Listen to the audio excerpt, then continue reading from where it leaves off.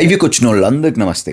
End గేమ్తో one of the biggest highs చూసిన MCU ఆ తర్వాత మళ్ళీ ఆ రేంజ్ హై అందుకోలేదు. స్పైడర్ మ్యాన్ ఎక్స్క్లూడ్ చేస్తే మిగతా మూవీస్ ఏవి ఊహించినంత హిట్ కాలేదు. సిరీస్లు కూడా హిట్ ఆర్ మిస్సే ఉన్నాయి. ఇలా ఫేజ్ 4 మొత్తం one of the most disappointing phases for MCU అయింది. ఇప్పుడు మళ్ళీ ఎంసీయూ పూర్వ వైభవం తీసుకురావాలని కెవిన్ ఫైగి డిసైడ్ అయ్యారు. అందుకే మళ్ళీ రూసో బ్రదర్స్ ని పిలిపించారు. కానీ ఇంకా నెక్స్ట్ లెవెల్ కి తీసుకెళ్లాలంటే స్టార్స్ కావాల్సిందే.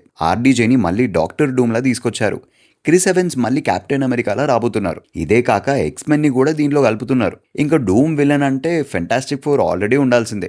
సో వాళ్ళు కూడా వచ్చేసారు. మరి ఎంతమందిని తీసుకొచ్చి finally much needed MCU revival చేస్తారా, or too many characters not enough setup అవుతుందా? అసలు ఎక్స్మెన్ అండ్ ఫెంటాస్టిక్ ఫోర్ ఎలా ఫిట్ అవుతారు? అసలు దీని మెయిన్ స్టోరీ లైన్ ఏమై ఉండొచ్చు?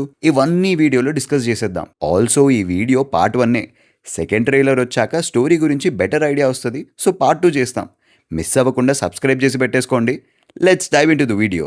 బేసికలీ కొన్నాళ్ళ బ్యాక్ సీక్రెట్ వార్స్ అని ఒక కామిక్ రిలీజ్ చేసింది మార్వెల్. దాంట్లో జరిగే స్టోరీ లైన్ మోస్ట్లీ ఈ మూవీలో అడాప్ట్ చేస్తున్నారు. ఈ story Fantastic Four comics, New Avengers నుండి incursions and secret war story line దాకా కంటిన్యూ అవుతుంది. ఫస్ట్ అసలు incursions and secret war story line ఏంటో చూద్దాం. మార్వెల్ కామిక్స్ లో one of the best arcs లో ఇదొకటి. ఇందులో బేసికలీ ఏమైతుందంటే మల్టీవర్స్ లో ఉన్న ఒక్కో యూనివర్స్ ఇంకో దాంతో కొలైడ్ అవుతా వస్తుంది. అండ్ దీని ఫైనల్ పాయింట్ అనేది ఆ యూనివర్స్ లో ఉన్న ఎర్త్ దగ్గర ఫోకస్ అయ్యి ఉంటుంది. For example universe 23 and 34 crash అవుతున్నాయి అనుకుందాం. ఈ టైంలో ఆ యూనివర్స్ లో ఉన్న ఎర్త్లు రెండు ఒకదానికి ఇంకోటి దగ్గరగా వచ్చేస్తాయి. లైక్ మనం ఆకాశంలోకి చూస్తే వేరే యూనివర్స్ ఎర్త్ కనిపిస్తుంది, అంత క్లోజ్ వచ్చేస్తాయి. ఇక్కడ ట్విస్ట్ ఏంటంటే ఒకవేళ నువ్వు అవతల ఎర్త్ ని ఫస్ట్ డిస్ట్రాయ్ చేసేస్తే నీ ఓన్ ఎర్త్ సేవ్ అవుతుంది. ఏం చేయకుండా అలానే వదిలేస్తే రెండు ఎర్త్లు నాశనం అయిపోతాయి. సో నీ ఎర్త్ సేవ్ చేయడం కోసం జెనోసైడ్ చేసి వేరే ఎర్త్ ని చంపేస్తావా, ఆర్ అసలు అలాంటి బతకడం కూడా వేస్ట్ అని అలా వదిలేసి సెల్ఫ్ డిస్ట్రాక్ట్ చేసేసుకుంటావా?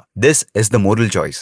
సాడ్లీ మన ఎర్త్ ని సేవ్ చేయడం కోసం మన అవెంజర్స్ వేరే ఎర్త్స్ ని చంపేయాల్సి వస్తుంది. ఈ ప్రాసెస్ లో వాళ్ళు కూడా వాళ్ళ మొరాలిటీని క్వశ్చన్ చేసుకుంటారు. ఇలా ఎంతమందిని నాశనం చేసుకుంటూ వెళ్లాలని. ఇది ఇలా ఉండగా ఫైనలీ 2 యూనివర్స్లు మిగులుతాయి.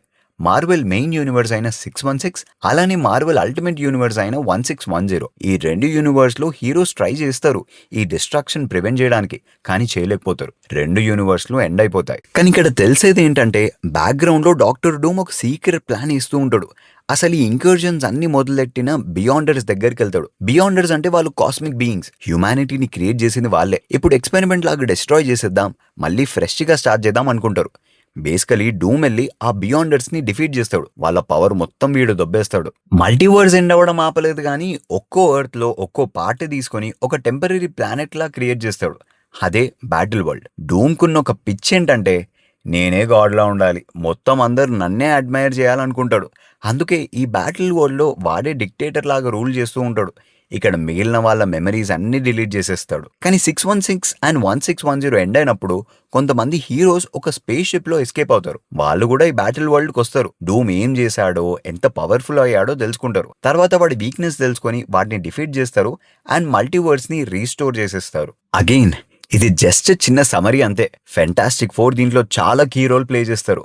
అండ్ రీడ్ వాళ్ళ కొడుకు ఫ్రాంక్లిన్ అయితే లిటరలీ ఒక కాస్మిక్ గాడ్. ఆల్రెడీ మూవీలో చూసే ఉంటారుగా, వాళ్ళ అమ్మని బతికించేసి తీసుకొచ్చేస్తాడు. అంత పవర్ఫుల్ కాబట్టే మూవీ లాస్ట్ లో డూమ్ కూడా ఈ ఫ్రాంక్లిన్ మీద ఫోకస్ పెడతాడు. రీడ్ వాళ్ళ కూతురు వెలీరియాకి కూడా కాస్మిక్ పవర్స్ ఉంటాయి, బట్ ఆమె ఇంకా రాలేదు ఎంసీయూలో. ఈ ట్రైలర్ లో దీన్ని సపోర్ట్ చేసే ఎవిడెన్స్ ఉంది. మేజర్ ఎవిడెన్స్ ఎక్స్మెనే. ట్రైలర్ స్టార్టింగ్ లోనే చార్ల్స్ జేవియర్ ఒక ఫైర్ బాల్ దాని లాంటి విజన్ చూస్తాడు.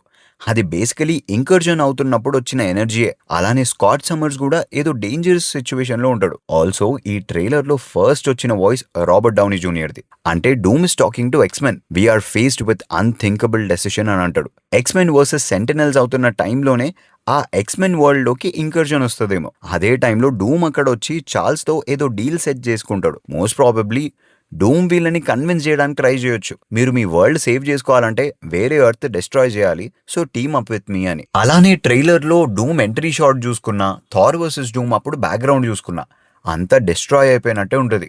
ఇక్కడ కూడా బ్యాక్గ్రౌండ్ లో సెంటినల్స్ ని చూడొచ్చు. నెక్స్ట్ షాంగ్-చి వర్సెస్ గ్యాంబిట్ ఫైట్ ఉంటుంది. అగైన్ వీళ్ళు వాళ్ళ రెస్పెక్టివ్ వరల్డ్ సేవ్ చేసుకోవడానికి ఫైట్ చేస్తున్నారన్నట్టే ఉంటుంది. బికాస్ వీళ్ళ ఫైట్ జేవియర్ మ్యాన్షన్ లోనే అవుతుంది. అగైన్ ఇక్కడ కూడా డూమ్ అండ్ ఎక్స్మెన్ టీమప్ అయి ఉండొచ్చు, ఎందుకంటే ఎక్స్మెన్ వచ్చి అవెంజర్స్ తో ఫైట్ చేస్తున్నారు కాబట్టి. ఆల్సో ఈ మొత్తం స్టోరీలో థారే కనెక్ట్ చేస్తుండొచ్చు ప్రాబబ్లీ అందరినీ.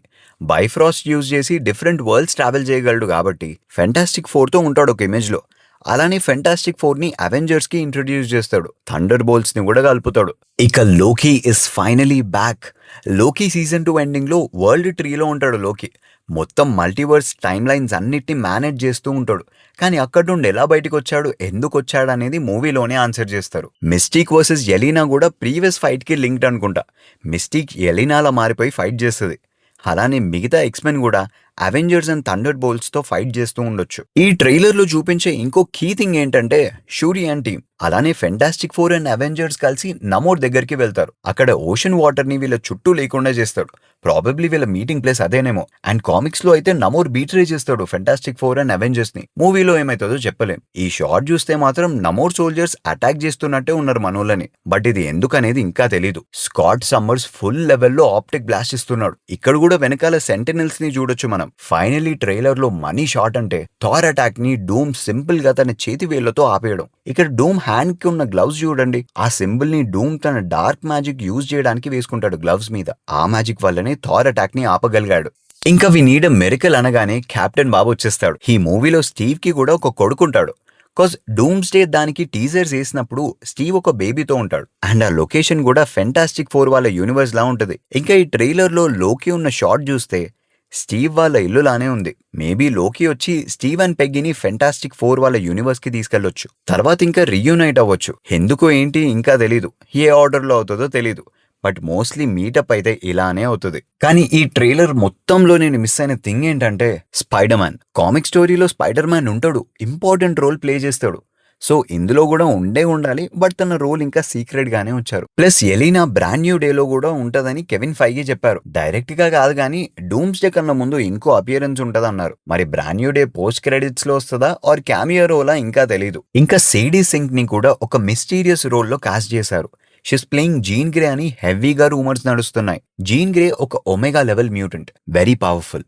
మైండ్ కంట్రోల్ పవర్స్ ఉంటాయి అండ్ మైండ్ తోనే చాలా చేయగలదు. సో ఈమె స్పైడర్ మ్యాన్ యూనివర్స్ లోకి ఎలా వచ్చింది, ఎందుకు వచ్చింది, ఆర్ ఫీనిక్స్ ఫోర్స్ కి దొరకకుండా ఈమెను ఎక్స్మెన్ దాచేశారా స్పైడర్ మ్యాన్ ఉండే వరల్డ్ లో, ఇంకా క్లారిటీ లేదు. కానీ ఫీనిక్స్ ఫోర్స్ అంటే ఏంటి? ఇది యూనివర్స్ లో ఉండే one of the oldest forces. Basically life energy. ఇది సర్వైవ్ అవ్వడానికి ఒక హోస్ట్ కోసం వెతుకుతా ఉంటది.